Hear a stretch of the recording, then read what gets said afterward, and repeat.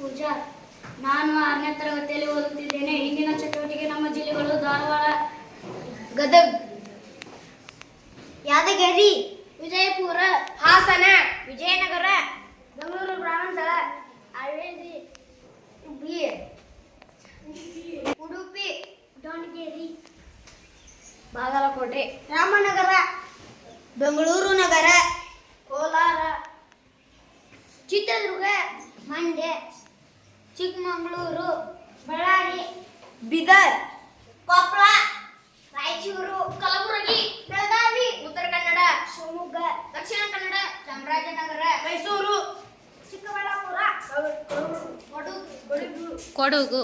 ಲಾಸ್ಟ್ನೇದು ಇನ್ನೊಂದು ಉಳಿತು, ಅದು ತುಮಕೂರು. ಹಾಂ ಹೇಳ್ರಿ.